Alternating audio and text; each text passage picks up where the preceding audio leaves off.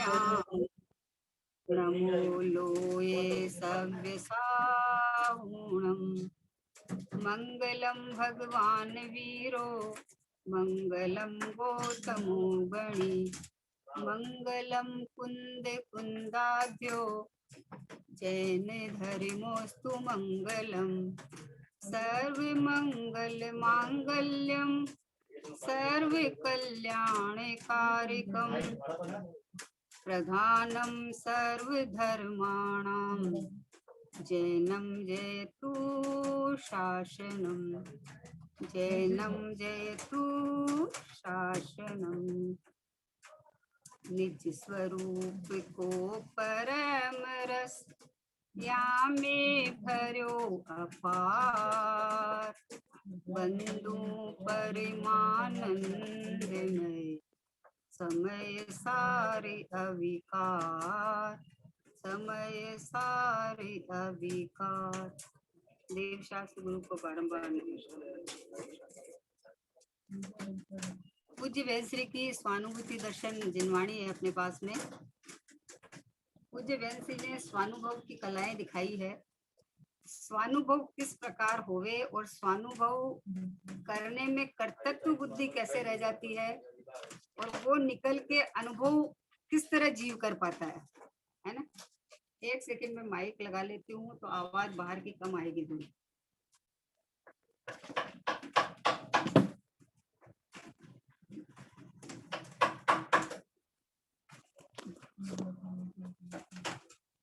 हो रही है हमारी, कौन ये अनुभव होता है अभी तक। तो ये सारी पूछे गए प्रश्न और उन प्रश्नों के दिए गए अद्भुत उत्तर, अद्भुत समाधान किए हैं। उसमें अपना कल चला था 547 नंबर का, कल चल गया था 548 नंबर का। अपन लेते हैं कि गुरु कैसे होने चाहिए, उन्हें हम कैसे पहचाने। क्या कहा? गुरु कैसे होने चाहिए और उन्हें हम कैसे पहचाने। तो बोले जिन्होंने यथार्थ सत्य का स्वरूप प्रकट किया है, अर्थात जो यथार्थ स्वरूप में परिणमित हो गए हैं तथा जो यथार्थ वस्तु स्वरूप बतलाते हैं, उन्हें सच्चा गुरु कहते हैं। गुरु को स्वयं यथार्थ रूप से पहचान कर ग्रहण करना चाहिए। इतनी तो अपनी तैयारी होनी चाहिए। अंतर से इतनी जिज्ञासा प्रकट करके सत्स्वरूप दर्शाने वाले ऐसे गुरु को स्वयं ग्रहण करना, फिर गुरु जो कहते हैं उसका आश्रय ग्रहण करके स्वयं उस मार्ग पर चले तो मार्ग प्रकट होता है। देखो क्या कहा कि गुरु कैसे होने चाहिए और उन्हें हम कैसे पहचाने। बोले जिन्होंने यथार्थ सत्य स्वरूप प्रकट किया है, ये सबसे पहले लेबल लगा दिया है कि जिन्होंने अपना स्वरूप प्रकट किया है, जिन्होंने आत्मानुभूति की है, जिन्होंने अपना भगवान आत्मा का रसास्वादन किया है। बोले ना जो जला हुआ दीपक है ना, वो दीपक, उस दीपक से दीपक जल सकते हैं। और जिन्होंने मार्ग देखा है, जिन्होंने उसका आस्वादन लिया है, वो बता सकते हैं कि मार्ग इस तरह से है ना। जिनवाणी में जो बात आई है वो आचार्यों की लिखी आई है। तो आचार्य तो क्षण क्षण में अंतर्मुख होके अपना आस्वादन करते थे। और ये स्वानुभूति दर्शन है वे पूज्य बहनश्री की है, जो अनुभव की मूर्ति थे, जिसको गुरुदेव श्री भगवती माता करके संबोधन करते थे, जिनके अंदर में ज्ञान की इतनी मतलब दिव्यता और इतनी जिनको जाति स्मरण ज्ञान था। ऐसे बहनश्री के ये बोल है, ये समाधान है। तो बोले गुरु को कैसे पहचाने कि जिन्होंने यथार्थ सत स्वरूप प्रकट किया है, सत स्वरूप भगवान आत्मा उसको प्रकट किया है, यानी उसका स्व संवेदन किया है, अहम पना किया है कि ये मैं हूँ, ये परमात्मा मैं हूँ, ये भगवान आत्मा मैं हूँ। ऐसे गुरु होते हैं, ऐसे गुरु को पहचानने का है। अर्थात जो यथार्थ स्वरूप में परिणमित हो गए हैं तथा जो यथार्थ वस्तु स्वरूप बतलाने वाले हैं, उन्हें सच्चा गुरु कहते हैं। यानी जिनकी वाणी के अंदर में शुद्धात्मा की पहचान, शुद्धात्मा की महिमा, शुद्धात्मा ही सर्वस्व है, जिनकी वाणी में उत्कृष्टता यहाँ आवे। बात बात सब आती है, लेकिन वस्तु दृष्टि के विषय के ऊपर वजन जाता है। जिनका अंदर से रस भरी बात आती है, जिनकी स्वभाव को छू छू के बात आती है, जो स्वयं अनुभव करके बैठे हैं, वो अनुभव की कला सिखा सकते हैं। इसलिए बोले कि जिन्होंने यथार्थ सत्य प्रकट कर लिया है और जो यथार्थ स्वरूप में परिणमित हो गए हैं, तथा जो यथार्थ वस्तु स्वरूप बतलाने वाले हैं, क्योंकि जिन्होंने अंदर जाके देखा तो जैसा चखा, जैसा स्वाद लिया, वही कला सिखाएंगे। दूसरी कला किसे सिखाएंगे बोलो? क्रिकेट किसी को सचिन तेंदुलकर मान लो बनना है, तो वैसे गुरु के पास जाएगा ना। वो जो क्रिकेट सिखाने वाले हैं उन गुरु के पास जाएगा। और जिसको और कुछ कला सीखनी है, मान लो किसी को सीए करना है तो सीए के टीचर के पास जाएगा। तो ये भगवान आत्मा में हूँ, संसार का अभाव करना है, जन्म मरण का अभाव करना है, तो गुरु तो पहचानने पड़ेंगे। हर किसी को गुरु स्थापना कर दिया तो पुण्य में धर्म है, और तुम दया दान व्रत भक्ति कर लो, तुम्हारा कल्याण हो जाएगा। यहाँ से बस यहाँ करके छोड़ देंगे आपको, यहाँ पर ही आपको छोड़ देंगे कि बोले तुम बस इतना कर ले, तुम्हारे करने जितना ये है। लेकिन जो यथार्थ गुरु होंगे वो कहेंगे ये तो परद्रव्य की क्रिया है,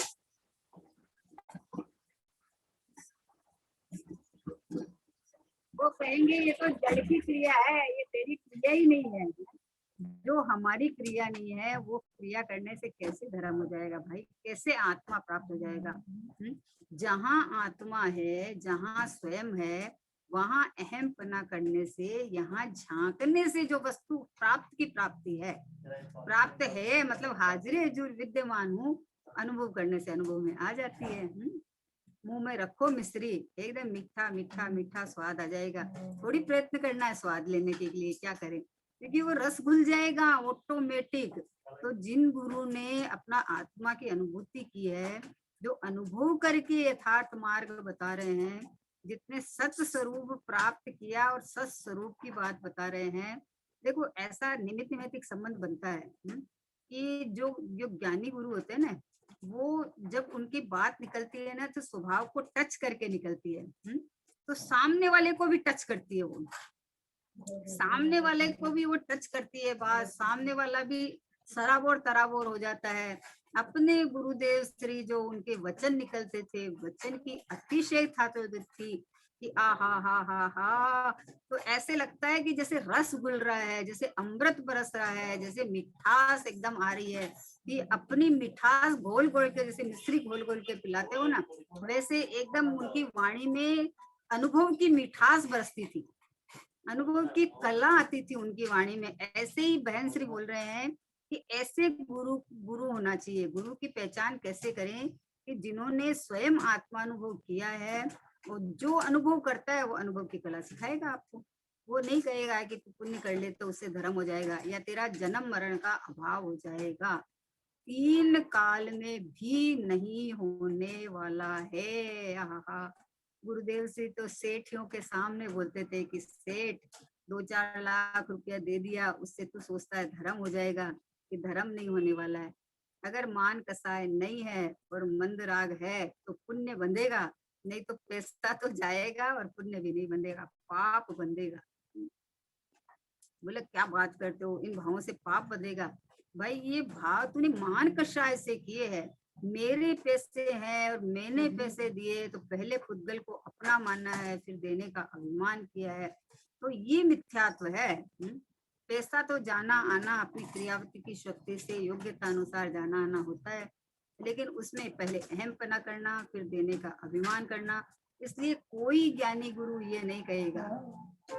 गुरु तो वो होते हैं जो सीधी स्वभाव की बात बताते हैं, इधर उधर घुमाते ही नहीं है। बाबूजी को एक प्रश्न पूछा, अभी अभी चर्चा आई ना, उसमें पूछा तो बोले भेद ज्ञान सीखने तो आए हैं आपके पास में। तो बाबूजी बोलते ये भेद ज्ञान की बात है, अभेद की बात करो, एक की बात करो, अपनी बात करो। परद्रव्य की बात हम कब तक करते रहेंगे? ये मेरा नहीं, ये मेरा नहीं, ये मेरा नहीं, ये कब तक करते रहेंगे? ये मैं हूँ, ये प्रभु में हूँ, ये परमात्मा में हूँ, ये शुद्धात्मा में हूँ। गुरुदेव से के श्री के मुंह से अमृत झरता था, भगवान आत्मा जो निकलता था तो आहा हा हा, आनंद कंद, रस कंद, ज्ञान का घनपिंड, ऐसे मतलब निकलते, विश्व से निकलते जाते, थकते नहीं थे। आनंद आनंद आनंद आनंद, ज्ञान ज्ञान ज्ञान ज्ञान, अनंत अनंत अनंत अनंत अनंत गुणों से मंडित, अनंत वैभवशाली, ऐसे गुरुदेव से के मुंह से निकलते जाते थे। तो ऐसे गुरु, ऐसे हमारे गुरु, जिन्होंने कुनकुन आचार्य ने गाथा लिखी, मैं प्रमत्त नहीं, अप्रमत्त नहीं, मैं एक ज्ञा एक भाव हूँ, आ रीति शुद्ध कथाएं दे तो ज्ञात है तो तेज है। मतलब गाथाएं जो लिखी है, अद्भुत, प्रमत्त नहीं, अप्रमत्त नहीं, मैं एक ज्ञा एक भाव हूँ, मैं एक शुद्ध सदा अरूपी ज्ञान दर्शन मैं करे। मतलब जो गाथाएं आई है, और उन गाथाओं को जो गुरुदेव ने अपने अंदर अमृत घोल घोल के जो बाहर उड़ेला है, जो बाहर जगत को और उड़ेला है, गुरुदेव ने रस चखा, जो चखा, गुरुदेव ने तो रोज अमृत के घूंटड़े पीते थे। वो तो है गुरुदेव से, तो वो जब समय सार लेके बैठते, जब उनके हाथ में समय सार आया तो बोले ये तो अशरीरी होने का ग्रंथ है, तो उसको खुद तो सैकड़ों बार पढ़े, लेकिन सभा में अगर 19 बार उन्होंने प्रवचन किए हैं, तो कोई सी बार वाला प्रवचन आप सुन लो, उसके अंदर कभी भी तो विरोधाभास नहीं आता, कभी भी नहीं आएगा कि जैसे कभी कर्ता बनेगा वो आई हो या कुछ भी आई हो, कभी भी नहीं आया।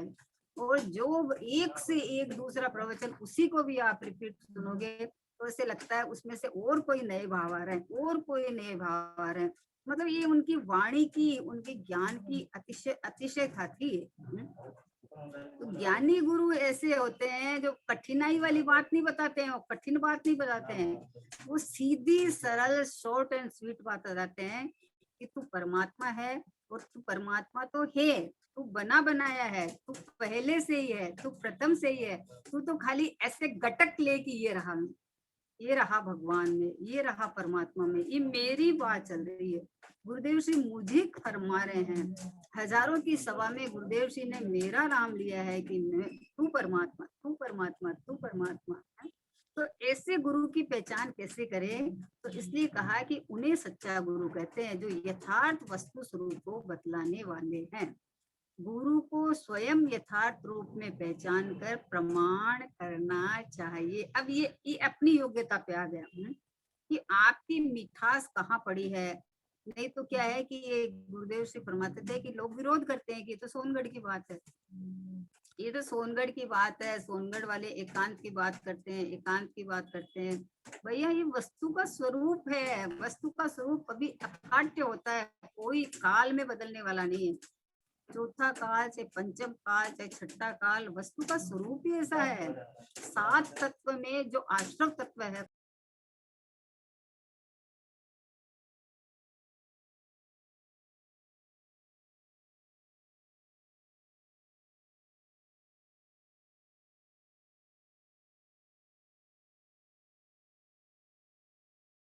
ना चाहिए।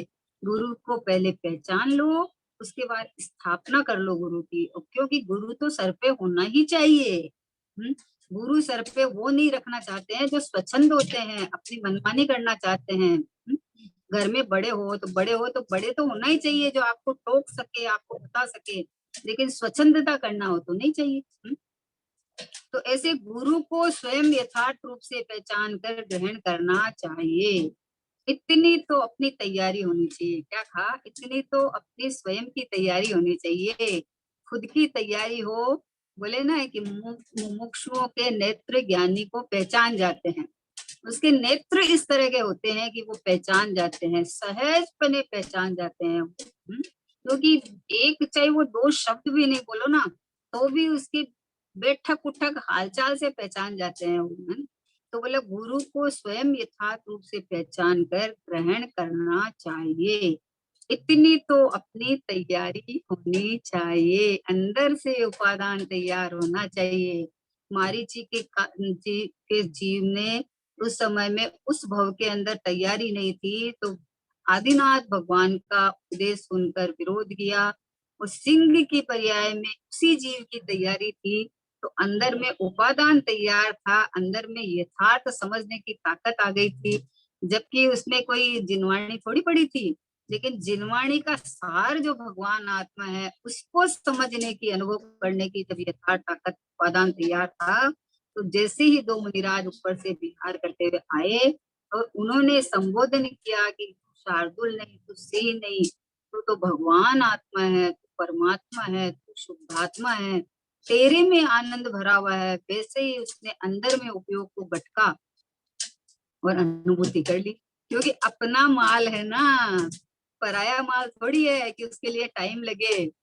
स्वयं स्वयं से कितनी दूर, आत्मानुभूति कितनी दूर कि स्वयं स्वयं से कितना दूर, खुद खुद से कितना दूर है कि मैं ही हूँ ना, मैं स्वयं ही तो हूँ, दूर कैसे हो सकता हूँ। बोला अनुभव कैसे करे कि ऐसे अनुभव कर। तो बोले मुझे अनुभव करना है, तो तूने दूर किया, और मैं ही हूँ, मैं अनुभव किया। तो बोले गुरु को स्वयं यथार्थ रूप से पहचान कर ग्रहण करना चाहिए। इतनी तो अपनी तैयारी होनी चाहिए, इतनी तो स्वयं की तैयारी होनी चाहिए भैया। स्वयं की तैयारी के बिना कोई गुरु कुछ करा नहीं दे सकते। गुरु कुछ देते लेते नहीं है, गुरु तो संबोधन देते हैं, गुरु तो बताते हैं, गुरु तो कला सिखाते हैं। सीखना और प्रयोग में करना तो अपने ही हाथ की बात है। इसलिए बोला इतनी तो अपनी तैयारी होनी चाहिए, अंतर से इतनी जिज्ञासा प्रकट करके सत्स्वरूप दर्शाने वाले ऐसे गुरु को स्वयं ग्रहण करना, अभिनय नहीं करना, उनका निरादर नहीं करना। कई बार ऐसा भूल से भी चाहे हो जाए कि है होंगे, चाहे क्या ऐसे कोई होता है क्या भैया। किसी को बिना देखे बिना जाने किसी के बारे में निर्णय नहीं करना, बहुत बहुत बहुत नुकसान हो जाता है। एक ज्ञानी का आपने अनादर किया तो अनंत ज्ञानी का अनादर होता है। इसलिए किसी के बारे में बाहर से कोई आचरण देख के उसका निर्णय नहीं करना। उनकी वाणी में जो अमृत बरसता है, वो जो कहना चाह रहे हैं, वो तुझे भगवान दिखा रहे हैं, तो तू समझना है कि वो भगवान रूप अपने अमृत चख रहे होंगे, तब तो बता रहे हैं तुझे। उसके पास कोई चीज नहीं हो तो आपको कैसे दिखाएंगे वो बात, नहीं दिखा सकते ना। जो अपने स्वयं की अनुभूतियां कर रहे हैं वो आपको दिखाते हैं। ऐसे गुरु को बाहर के आचरण से या बाहर की कोई क्रिया से नहीं नापना, नहीं तो बहुत अहित हो जाता है। अपने जितना सतियों का वर्णन देखते हैं, उन्होंने पूर्व में देव शास्त्र गुरु की विराधना की थी, तो उनके इस तरह का उदय आया है। बिना देव शास्त्र गुरु की विराधना किए ऐसे उदय नहीं आते हैं। तो इसलिए देव शास्त्र गुरु ये पंच परमेष्ठी में आते हैं, लेकिन जो ज्ञानी धर्मात्मा चाहे चतुर्थ गुण स्थान में हो चाहे पंचम गुण स्थान में हो, लेकिन जिन्होंने आत्मानुभव किया है, आत्मानुभव की कला अगर सिखाते हैं, तो उस कला के लिए हमको नहीं समझ में आए तो कोई बात नहीं। भाई से बोलते थे विचार कोटि में रखना तुम, तो गर्दन नहीं हिलाना, अनादर नहीं करना, उनका अभिनय नहीं करना, बोला है ना। तो बोले सत्स्वरूप दर्शाने वाले ऐसे गुरु को स्वयं ग्रहण करना। फिर गुरु जो कहते हैं उनका आशय ग्रहण करके स्वयं उस मार्ग पर चले तो मार्ग प्रकट होता है। क्या कहा? फिर जो गुरु कहते हैं उनका आशय ग्रहण करके उनका क्या अभिप्राय क्या है, वो क्या कहना चाहिए, मेन क्या है, अभिप्राय में खोट रह जाती है। जो गुरु ने बताया हमें तो सब आता है, जो गुरुदेव श्री ने बताया हम सब वैसा का वैसा बता सकते हैं, हमने सब समझ लिया, सब आ गया। तो फिर बोले कि आत्मा तो आपके पास होगी। अरे अभी वो तो कहाँ समझ में आया। भाई बोलते हैं फिर जीरो है, शुरुआत से शुरू करना पड़ेगा। ए से फर्स्ट क्लास में वापस बैठना पड़ेगा तुम्हें, ABCD में ए से शुरू करना पड़ेगा। कि जो आता है वो आता है का अभिमान नहीं। अरे मैं परमात्मा हूँ, ये अगर नहीं आया तो ये छह कुशल ज्ञान है, इसकी क्या कीमत। तो इसलिए गुरु जो कहते हैं उसका आशय ग्रहण करके गुरु क्या कहते हैं कि तू ज्यादा जाने या नहीं जाने, तो इतना जान ले कि मैं भगवान हूँ, मैं आत्मा हूँ, मैं परमात्मा हूँ, तो चलेगा। बोले इतना जान ले तो, इतना जान ले तो चलेगा भैया। लेकिन अगर तू जानकारी ज्यादा जान रहा है लेकिन इतना अनुभव नहीं कर पा रहा है कि मैं परमात्मा हूँ, मैं शुद्धात्मा हूँ। ज्ञान अंदर से आता है, ज्ञान गेयों में से नहीं आता। जिनवाणी ज्ञान नहीं कराती, ज्ञान नहीं जिनवाणी पढ़ते हैं, ज्ञान से जिनवाणी पढ़ते हैं। अंदर ज्ञान से समझ में आता है। ये जब बात समझ में आती है तो अंदर स्वभाव की जब महिमा उठती है तो स्वभाव में से ज्ञान उत्तरोत्तर निरावरण होके खिलता जाता है। और एक समय ऐसा होता है कि पर्याय में संपूर्ण निरावरण होकर प्रकट हो जाता है ना। लेकिन प्राप्ति की प्राप्ति है, प्रकट है, उसको उसको जाना तो प्रकट कहलाता है। अगर प्रकट हो ही नहीं, वस्तु ही नहीं हो, वस्तु ही अगर नहीं हो, पर्याय में ख्याल में नहीं आया, इसलिए अप्रकट है। लेकिन जब ये पता चला कि ये तो मैं ही हूँ, ये तो मैं स्वयं ही हूँ, जिस आत्मा की इतनी तारीफ जिनवाणी में आ रही है, जिनेंद्र भगवान की वाणी में तारीफ आ रही है, गुरु भगवंत थकते नहीं है और गुरुदेव श्री के मुंह से तो अमृत ही बरसता था। तो ये किसकी बात है, ये किसकी महिमा गा रहे हैं? कि मेरी महिमा गा रहे हैं, मेरी।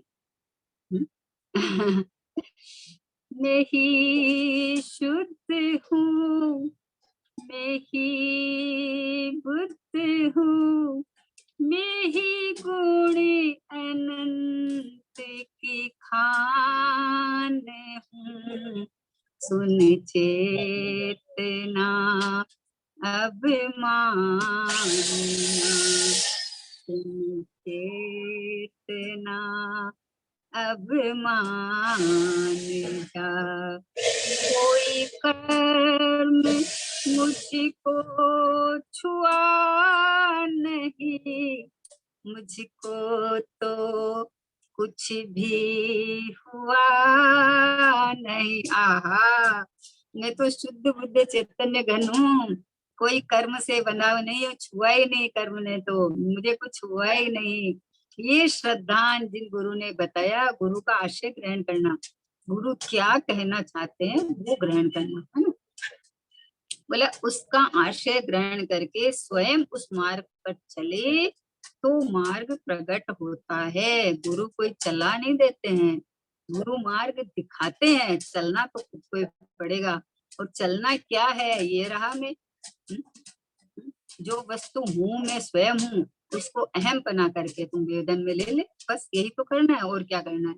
जो मैं नहीं हूँ उसको मैं पना कर रखा है, तो उसमें से मैं पना छोड़ के, और ये मैं क्या एक परमात्मा में हूँ, एक चैतन्य परमात्मा में हूँ, बस ये जान, ये जानते ही आनंद सुख है। आनंद सुख कहीं से थोड़ी लाना है, बिकता थोड़ी है। ज्ञानी थोड़ी अपना आनंद सुख आपको दे देंगे, नहीं, ऐसा कभी होने वाला भी नहीं है। अगर ऐसा होता तो आदिनाथ जी अपने पोते को ले जाते ना सबसे पहले। लेकिन ऐसा कहीं व्यवस्था ही नहीं है। सर्व जीव छे सिद्ध सम, जो समझे थे था। सब जीव स्वतंत्र है, हर जीव की परिणाम स्वतंत्र है, हर जीव स्वभाव से परमात्मा है। तो अगर ऐसा जो समझे, गुरु का आशय जो समझे, गुरु का अभिप्राय जो समझे, गुरु कहाँ ले जाना चाहते हैं वो समझे, तो स्वयं उस मार्ग पर चले। है, चाल मारा भाईला तू शिवपुर में चाल रे, चाल मारा बोले हे मेरा भाईला, भाईला मतलब फ्रेंड। तो चल अपन तो शिवपुर में चलते हैं, ये परिणति करते हैं, चल चल चल चल चेतन राजा, अपन अपना काम नहीं है, अपन तो शिवपुर के चलते हैं, वहां के वासी है हम तो। जब जिस परिणति को अपना ये गए परमात्मा चेतन आत्मा स्वामी रूप से रमण हो जाता है, ग्रहण हो जाता है, जो इसमें वरमाला डाल देती है, उसको फिर कोई संसार में दुखी करने वाला रखने वाला भी नहीं है, और कोई दुखी करने वाला भी नहीं है संसार में। फिर गुरु जो कहते हैं उसका आश्रय ग्रहण करके स्वयं उस मार्ग पर चले। गुरु बोलते हैं तू पर्याय के पीछे मत पड़, तू स्वभाव के पीछे पड़।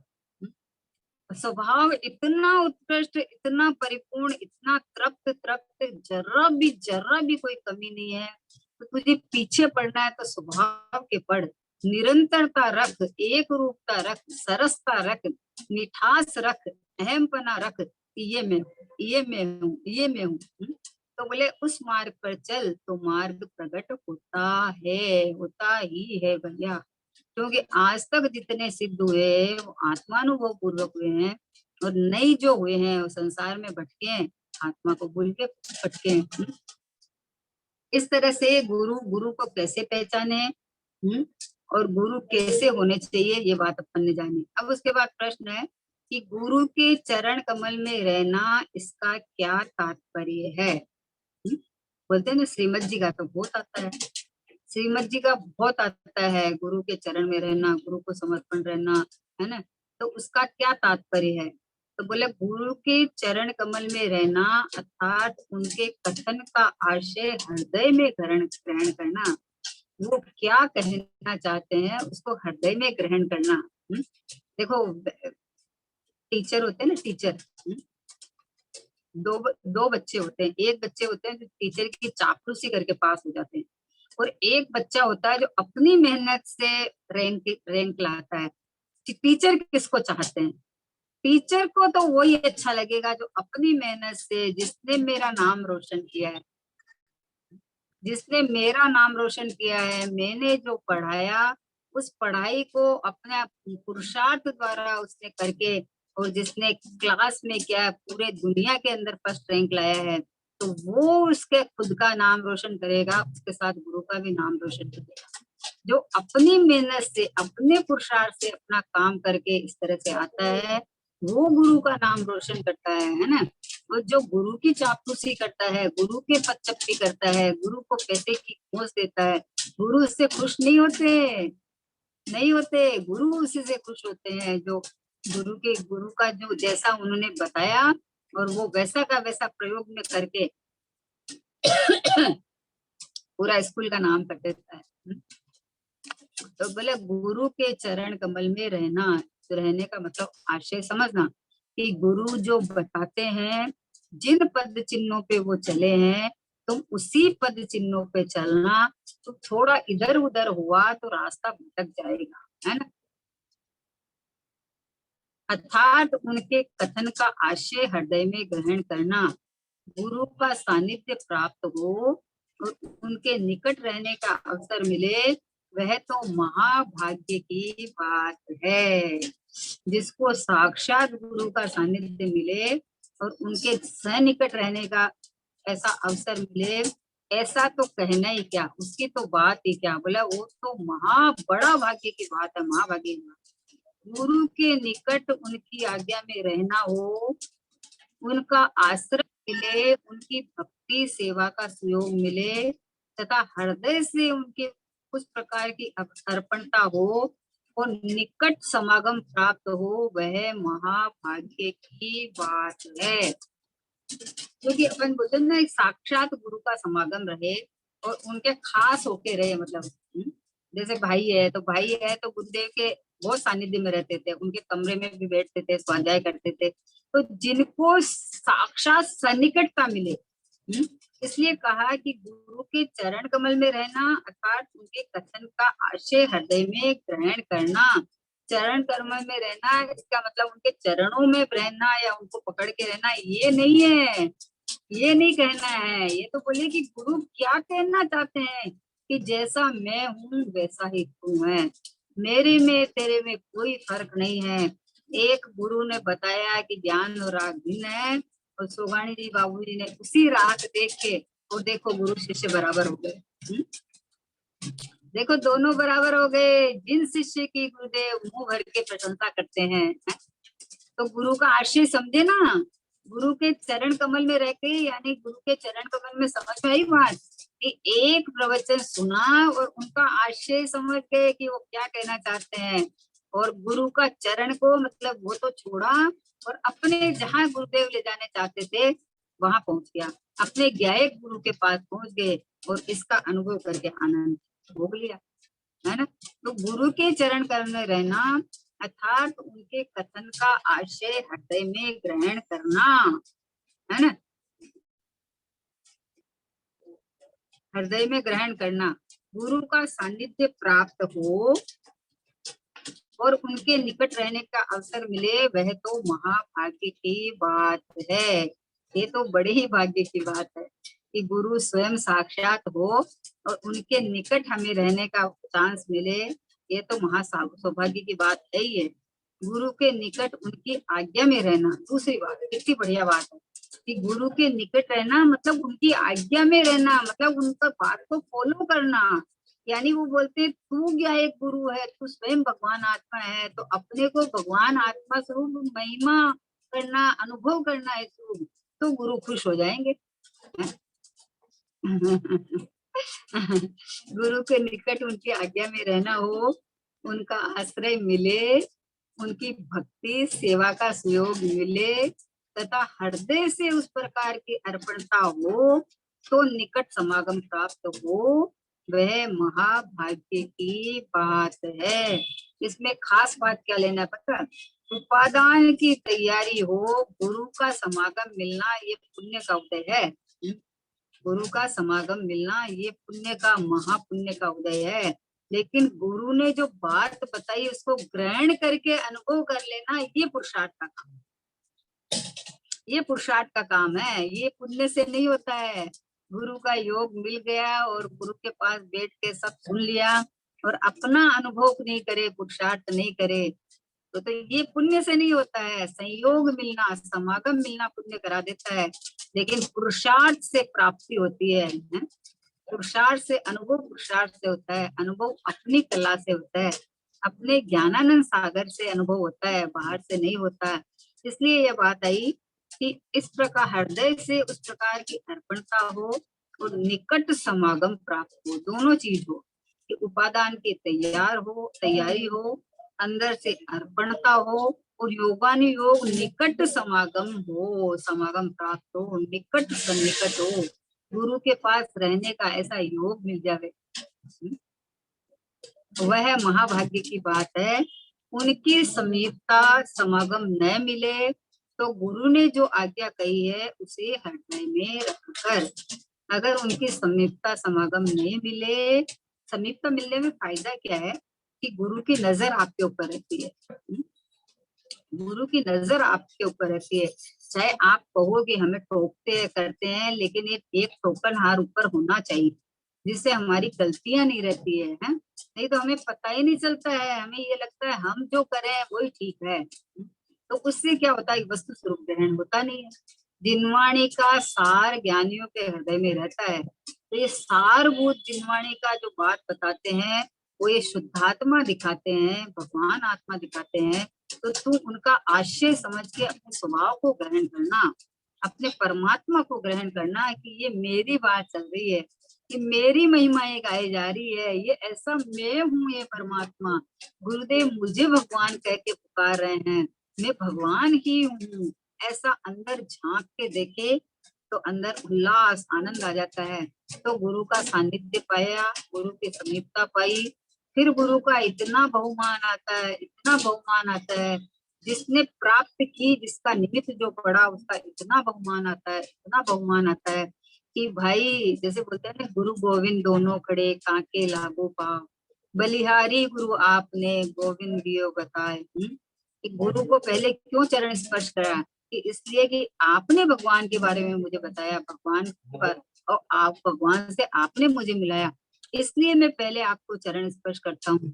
जैसे अपन अरहंत भगवान को पहले क्यों लेते हैं, अरहंताणम सिद्धाणम, सिद्ध भगवान बड़े अरहंत छोटे, बोले अरहंत भगवान की दिव्य धनी कीर्ति है, आहा, उनके दिव्य धनी के अंदर वस्तु स्वरूप का वर्णन आता है, अपने भगवान आत्मा की वाणी गूंजती है ना, तो इसलिए जो हमें निमित्त पड़े उसका उनका बहुमान आता ही है, नहीं आवे ऐसा होता ही नहीं है ना। तो इसलिए क्या कि आज्ञा कहीं और उसे हृदय में रख करके उस आज्ञा को मानकर, वैसा ग्रहण करके, वैसा प्रयोग करके, है ना, हृदय में रखकर ग्रहण करके तद अनुसार वर्तना, वही गुरु के चरण कमल को ग्रहण करना है, यही गुरु के चरण कमल को ग्रहण करना है।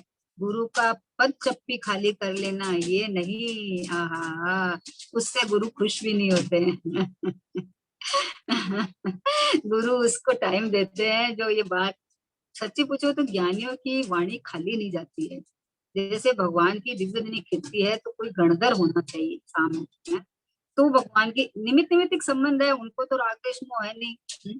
तो वैसे ही गुरु की वाणी भी वहां निकलती है जहां समझने वाले वहां बैठे हो। ऐसे ही ज्ञानी की वाणी भी वहीं निकलती है जहां उसको ग्रहण करने वाले बैठे हो, जो चातक की तरह ग्रहण करने वाले बैठे हो, जिनका उपादान बिल्कुल तैयार हो गया है, जो अपने परमात्मा को लपक के अनुभव करने वाले हो। तो बोले उसे हृदय में रखे। गुरु जो आज्ञा कही, गुरु ने जो कहा कि तू इस तरह से अनुभव कर कि मैं परमात्मा हूँ, मुझे अनुभव करना है, मैं रागी जैसी मोही हूँ, ऐसा नहीं कहा गुरु ने। गुरु ने कहा कि तू इस तरह से अनुभव कर कि मैं ही परमात्मा हूँ, मैं ही शुद्ध आत्मा हूँ, इस तरह से अनुभव कर। तो गुरु ने जो आज्ञा करी, गुरु ने जो मुझे आज्ञा करी, उसे हृदय में रखकर ग्रहण करके तद अनुसार वर्तना, वही गुरु के चरण कमल को ग्रहण करना है। यही गुरु के चरण कमल को ग्रहण करना है, यही गुरु की आज्ञा में रहना है, यही उनके उपदेश को व्यर्थ नहीं जाने देना है ना। बोलो अभी तो कहाँ है, देखो साक्षात दिव्य ध्वनि का तो समागम नहीं है। आचार्य भगवान तो शास्त्र लिख के चले गए, है ना, चले गए। अभी सामने ऐसा खुलासा करने वाले या ऐसे कोई अपने को दिखते नहीं है। एक गुरुदेव श्री अपने तो महासौभाग्य से महाविदेश से पधारे और वहां जो साक्षात भगवान का अमृत पान करके आए, तो उन्होंने कुंद कुंद आचार्य भगवान का हृदय खोला है। और एक बहन श्री भी वहीं से आए थे ना, बहन श्री भी वहीं से पधारे थे, वहां उन्होंने भी दिव्य ध्वनि सुनी थी। और वो तो उनको तो प्राप्त भी हुआ था, प्राप्त होके वापस छूट गया है, तो यहाँ विदेश क्षेत्र से यहाँ भारत में आए, वो स्त्री पर्याय मिली। लेकिन क्या होता है पर्याय बदल जाने से, आत्मा तो वो का वही है ना। यहाँ आके वापस छोटी सी उम्र में आत्मानुभूति करनी। देखो कितने पुरुषार्थी, कितनी लगन। और गुरुदेव जी का प्रवचन सुनने बैठते थे तो पहले शुरू में तो अक्षर अक्षर लिख लेते थे और उसको इतना विचार मनन चिंतन में बैठते थे। ऐसे नहीं है कि सुन लिया और ठीक है, ऐसा नहीं चलता है, ऐसा नहीं होता है। इस कान से सुना, इससे निकल गया, दूसरे दिन 1 घंटा फिर सुन लेंगे, ऐसा नहीं होता है भैया।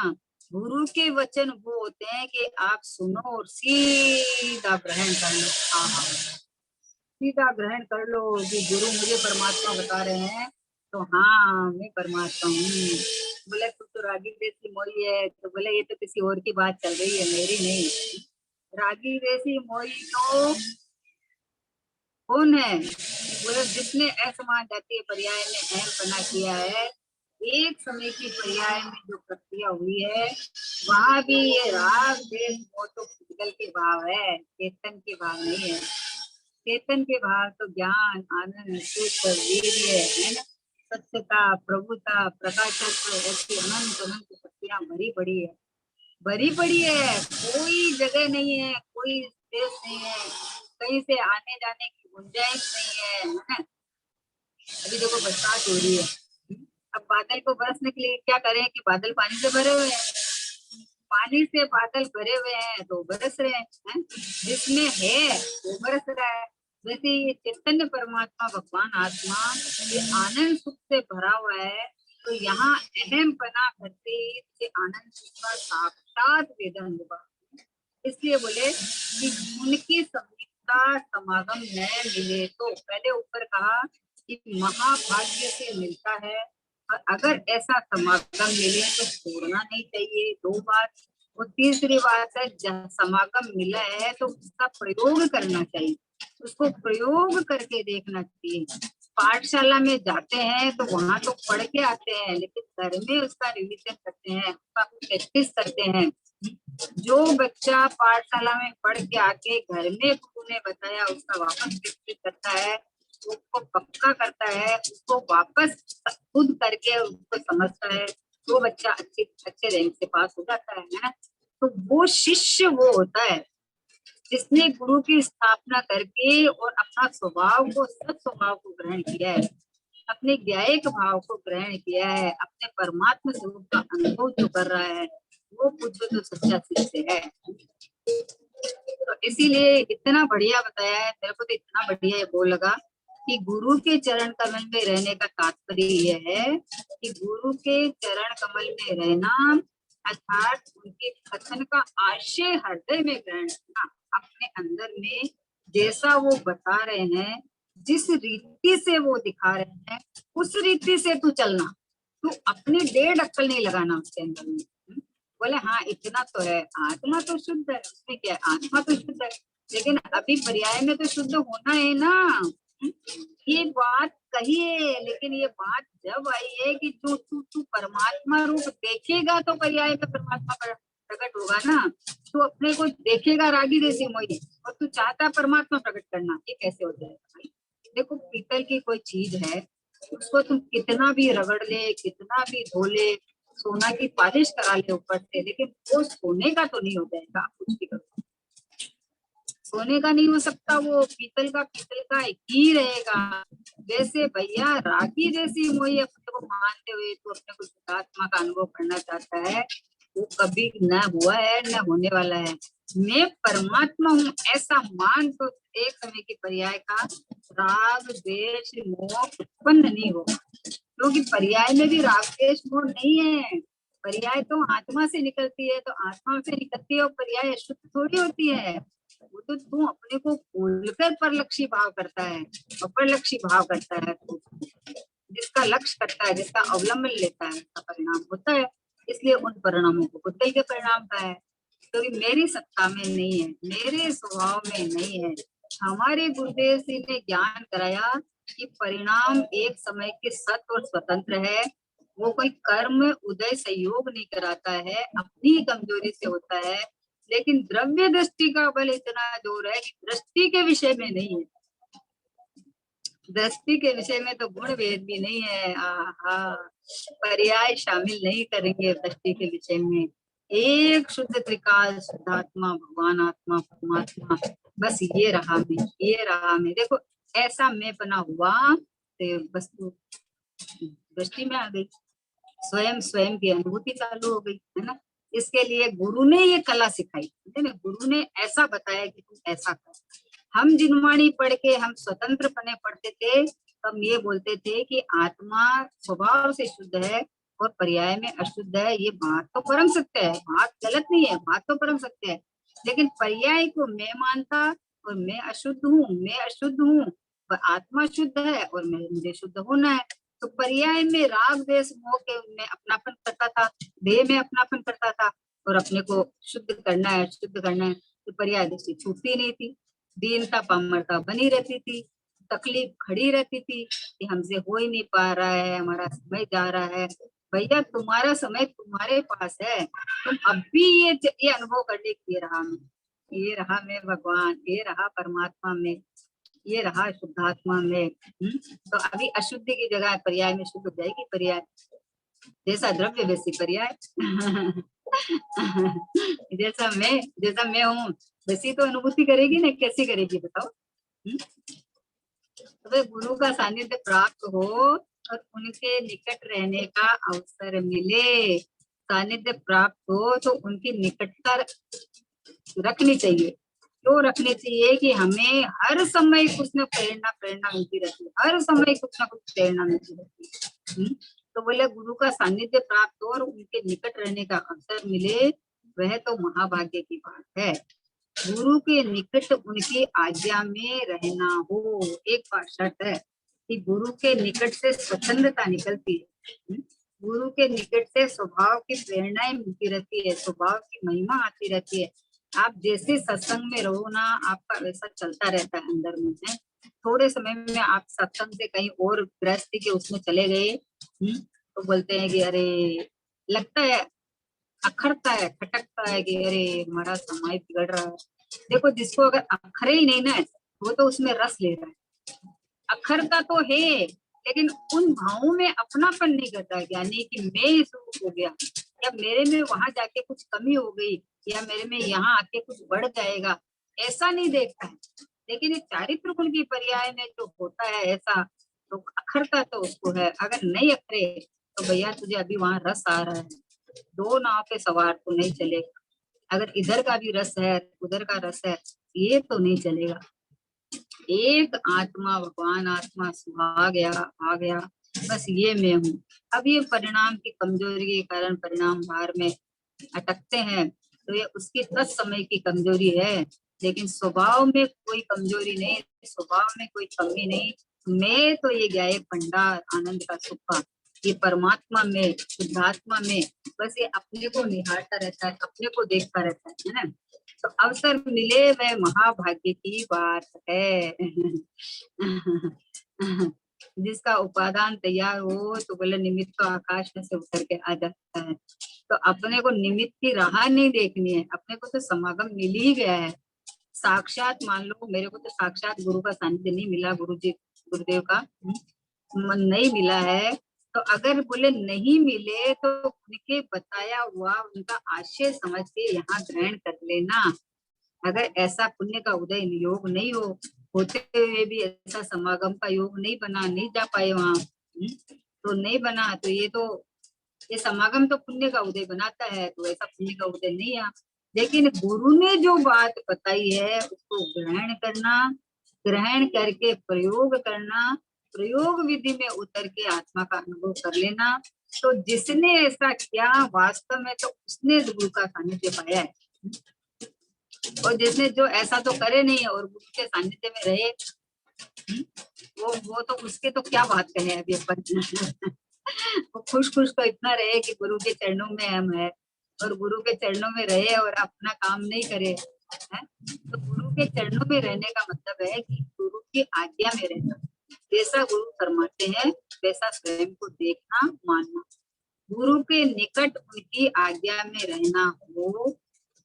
गुरुदेव आए रे मेरे ही सौभाग्य से, गूंज गया भारत सारा ओंकारनाथ से, गूंज गया भारत सारा ओंकारनाथ से। वाणी में श्रुत की लब्धि समता रस घोलती, समझो समझो रे भाई जीवन अनमोल सा। वाणी में समता रस बोलती, वाणी में अनुपम रस बोलती कि समझो भाई समझो, ये तुम्हारा जीवन बहुत अनमोल है, बहुत अनमोल जीवन है अपना। इस अनमोल जीवन को ऐसे ही निकालना नहीं, ऐसे ही बिताना नहीं। चलो एक भक्ति ले लेते हैं, अपना समय तो होने को आ गया। गुरुदेव आए रे मेरे ही सौभाग्य से, गूंजी गया भारत सारा ओंकारनाथ से। शुभाचार धर्म बनकर बैठा चुपचाप था, शास्त्र ज्ञान में ही माना मुक्ति का माप था। वितरागी ज्ञान जागा तेरे प्रताप से, गूंज गया भारत सारा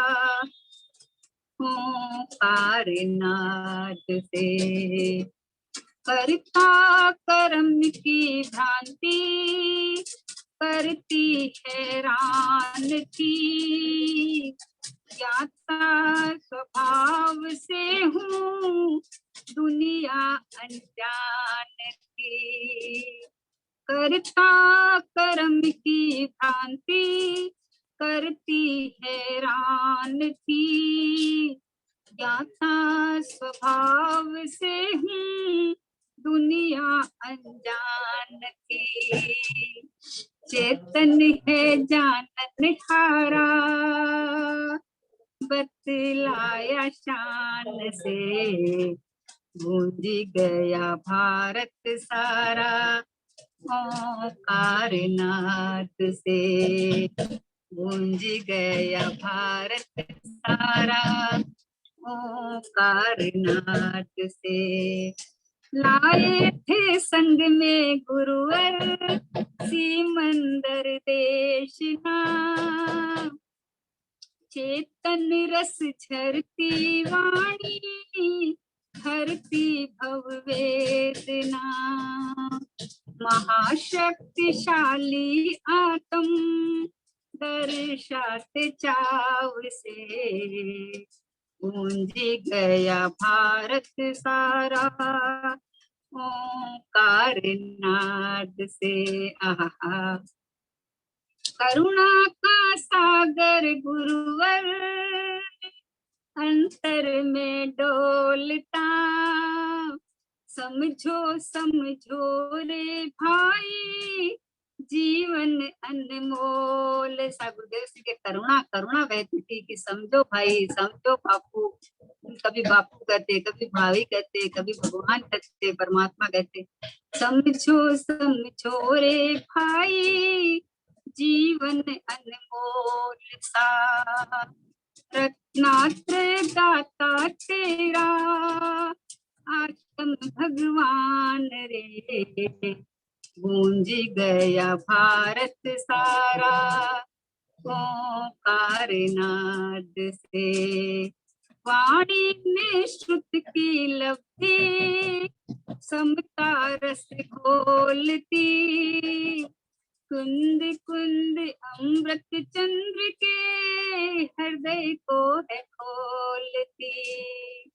परमामृत प्याऊ खोली महा उपकार से, गूंज गया भारत सारा ओंकार नाद से, गूंज गया भारत सारा ओंकार नाद से। गुरुदेव आए रे मेरे ही सौभाग्य से, गूंज गया अंतर मेरा ज्ञानानंद नाद से, गूंज गया भारत सारा ओंकार नाद से, गूंज गया भारत सारा ओंकार नाद से। समय हो गया। महान उपकार है गुरुदेव श्री की। गुरुदेव पधारे तो अपने को ये भूल निकली, ये अमृत रस मिला अपने को, है ना। और ये जो शुद्ध की लब्धि और ये वाणी में जो समता रस बोलती थी, ये गुरुदेव के इतने, इसका क्या क्या बखान करे, अपने पास ऐसे शब्द भी नहीं है ना। लेकिन महिमा इतनी अंदर में होनी चाहिए कि हे गुरुदेव, आपको हमने सच्चा गुरु माना है, आपको ही हमने गुरु की स्थापना की है, और आपने जो ये मार्ग मुझे भगवान आत्मा बनाया है, वो भगवान आत्मा ही मैं हूँ।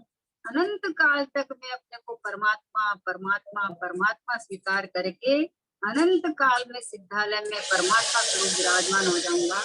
ऐसी पवित्र भावना।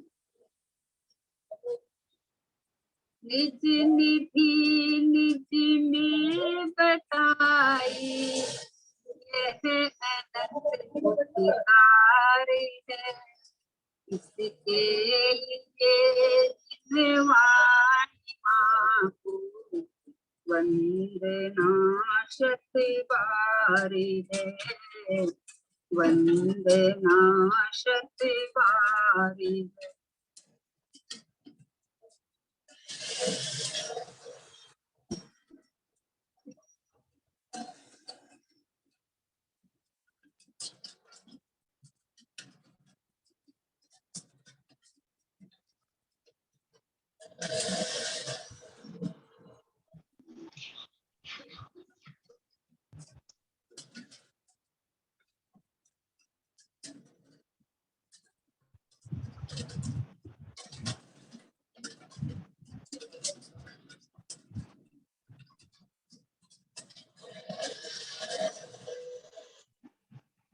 भारतांग जिनवाणी माता की जय हो।